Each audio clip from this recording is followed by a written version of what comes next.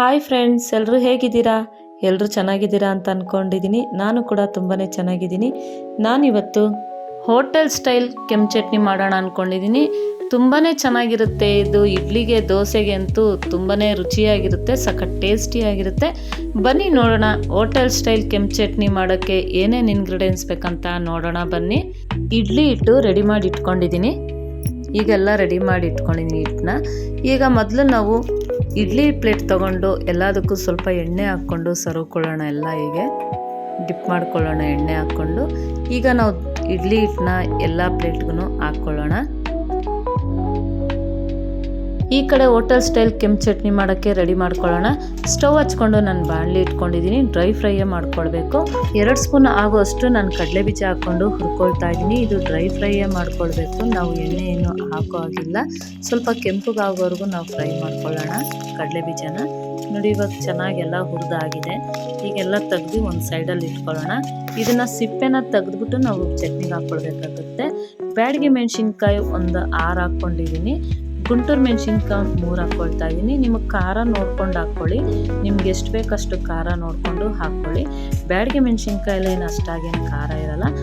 ಇವಾಗ ಇದೆಲ್ಲ ಹುರ್ಕೊಂಡಿತ್ತಾಯಿತು. ಇವಾಗ 1 ಟೇಬಲ್ ಸ್ಪೂನ್ ಆಗೋಷ್ಟು ಎಣ್ಣೆ ಹಾಕ್ಕೊಂಡು 1 ಈರುಳ್ಳಿ ಉದ್ದಕ್ಕೆ ಕಟ್ ಮಾಡಿ ಇಟ್ಕೊಂಡಿದ್ದೆ, ಅದನ್ನು ಮಾತ್ರ ನಾವು ಎಣ್ಣೆಲಿ ಫ್ರೈ ಮಾಡ್ಕೊಳ್ಬೇಕಾಗುತ್ತೆ. ನೋಡಿ, ಹೀಗೆ ಸ್ವಲ್ಪ ಕೆಂಪಗಾಗೋವರೆಗೂ ನಾವು ಫ್ರೈ ಮಾಡ್ಕೊಳ್ಳೋಣ, ಹಸಿ ವಾಸನೆ ಹೋಗಬೇಕು. ಈಗ ನಾವು ಚಟ್ನಿಗೆ ರುಬ್ಕೊಳ್ಳೋಣ. 1 ಬೌಲ್ ಆಗೋಷ್ಟು ತೆಂಗಿನಕಾಯಿ ಹಾಕ್ಕೊಳ್ತಾ ಇದ್ದೀನಿ. ಹಸಿ ತೆಂಗಿನಕಾಯಿ ಹಾಕ್ಕೊಳ್ತಾ ಇರೋದು. ಒಂದು 6 ಎಸಳು ಬೆಳ್ಳುಳ್ಳಿ ಹಾಕ್ಕೊಳ್ತಾ ಇದ್ದೀನಿ. ಒಂದು ಸ್ವಲ್ಪ ಶುಂಠಿ, ಒಂದು ಸ್ವಲ್ಪ ಹುಣಸೆಹಣ್ಣು, ಕೊತ್ತಂಬರಿ ಸೊಪ್ಪು, ಕಡಲೆ ಬೀಜ, ಹುರ್ಗಡ್ಲೆ, ಬ್ಯಾಡಗಿ ಮೆಣಸಿನ್ಕಾಯಿ, ಫ್ರೈ ಮಾಡಿ ಇಟ್ಕೊಂಡಿದ್ವಲ್ಲ ಈರುಳ್ಳಿನ, ಅದನ್ನು ಹಾಕ್ಕೊಳ್ತಾ ಇದ್ದೀನಿ. ರುಚಿಗೆ ತಕ್ಕಷ್ಟು ಉಪ್ಪು ಹಾಕ್ಕೊಳ್ತೀನಿ. ಸ್ವಲ್ಪ ನೀರು ಹಾಕ್ಕೊಂಡು ನೈಸಿಗೆ ರುಬ್ಕೊಳ್ತೀನಿ. ಈಗ ಚಟ್ನಿ ನೈಸಿಗೆ ರುಬ್ಬಿತ್ತಾಗಿದೆ. ಇದೆಲ್ಲ ಒಂದು ಬೌಲ್ಗೆ ಹಾಕ್ಕೊಂಡ್ಬಿಡ್ತೀನಿ ನಾನು. ಸ್ಟವ್ ಹಚ್ಕೊಂಡು ಬಾಂಡ್ಲಿ ಇಟ್ಕೊಳ್ತಾ ಇದ್ದೀನಿ. ಒಗ್ಗರಣೆಗೆ 1-2 ಟೇಬಲ್ ಸ್ಪೂನ್ ಆಗೋಷ್ಟು ಎಣ್ಣೆ ಹಾಕ್ಕೊಳ್ತಾ ಇದ್ದೀನಿ. ಎಣ್ಣೆ ಹಾಕ್ಕೊಂಡಿದ್ದಾದ್ಮೇಲೆ 1 ಸ್ಪೂನು ಸಾಸಿವೆ ಹಾಕ್ಕೊಳ್ತಾ ಇದ್ದೀನಿ. ನೀವು ಬೇಕಿದ್ರೆ ಜೀರಿಗೆನೂ ಹಾಕ್ಕೊಳ್ಬೋದು, ಇಲ್ಲಾಂದರೆ ಸ್ಕಿಪ್ ಮಾಡ್ಕೊಳ್ಬೋದು. ಬ್ಯಾಡಗಿ ಮೆಣಸಿನ್ಕಾಯಿ 1 ಹಾಕ್ಕೊಳ್ತಾ ಇದ್ದೀನಿ. ಇದನ್ನು ಸ್ವಲ್ಪ ಲೈಟಾಗಿ ಫ್ರೈ ಮಾಡ್ಕೊಳ್ಳೋಣ. ಕರಿಬೇವಿನ ಸೊಪ್ಪು ಸ್ವಲ್ಪ ಹಾಕ್ಕೊಳ್ತಾ ಇದ್ದೀನಿ.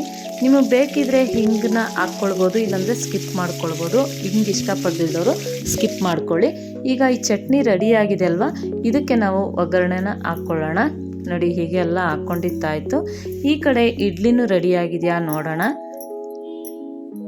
ನೋಡಿ, ಚಟ್ನಿ ಎಲ್ಲ ಕೆಂಪು ಚಟ್ನಿ ರೆಡಿಯಾಗಿದೆ. ಈ ಕಡೆ ಇಡ್ಲಿನೂ ರೆಡಿಯಾಗಿದೆ. ಬಿಸಿ ಇದೆ, ಬಿಸಿ ಬಿಸಿ ಇಡ್ಲಿ ತುಂಬ ಚೆನ್ನಾಗಿರುತ್ತೆ. ಈ ಚಟ್ನಿ ನೀವು ಮಾಡ್ಕೊಂಡು ತಿನ್ನಿ ಫ್ರೆಂಡ್ಸ್, ನೀವೇ ಹೇಳ್ತೀರ ಎಷ್ಟು ಚೆನ್ನಾಗಿದೆ ಅಂತ. ಈಗ ಇದಕ್ಕೆ ಸ್ವಲ್ಪ ನೀರು ಚಿಮುಕ್ಸ್ಬಿಟ್ಟು ನಾವು ಇಡ್ಲಿನ 1 ಸ್ಪೂನ್ ಸಹಾಯದಿಂದ ತೆಗೆಯೋಣ. ನೋಡಿ, ಹೀಗೆ ಎಲ್ಲ ತೆಗೆದಿಟ್ಕೊಳ್ಳೋಣ ಇಡ್ಲಿನ. ನೋಡಿ ಫ್ರೆಂಡ್ಸ್, ಇವಾಗ ಹೋಟೆಲ್ ಸ್ಟೈಲ್ ಕೆಂಪು ಚಟ್ನಿನೂ ರೆಡಿಯಾಗಿದೆ, ಇಡ್ಲಿನೂ ರೆಡಿಯಾಗಿದೆ. ನೀವು ಟ್ರೈ ಮಾಡಿ ಫ್ರೆಂಡ್ಸ್, ನಾನು ಹೇಗೆ ಮಾಡಿದ್ದೀನಿ ಅಂತ ಕಮೆಂಟ್ ಹಾಕಿ ಹೇಳಿ.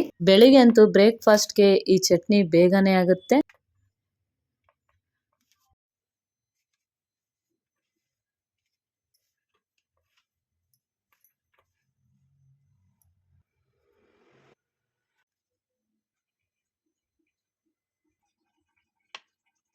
ನಂದಿನ್ನೂ ಒಂದು ಚಾನಲ್ ಇದೆ, ಗಾಯತ್ರಿ ಡೈಲಿ ವ್ಲಾಗ್ಸ್ ಅಂತ.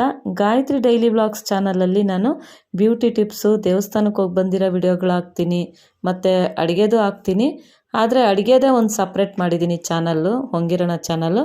ನೀವು ಹೊಂಗಿರಣ ಚಾನಲ್ಗೆ ಹೇಗೆ ಸಪೋರ್ಟ್ ಮಾಡ್ತಾಯಿದ್ದೀರೋ ಅದೇ ರೀತಿ ಗಾಯತ್ರಿ ಡೈಲಿ ವ್ಲಾಗ್ಸ್ ಚಾನಲ್ಗೂ ಸಪೋರ್ಟ್ ಮಾಡಿ.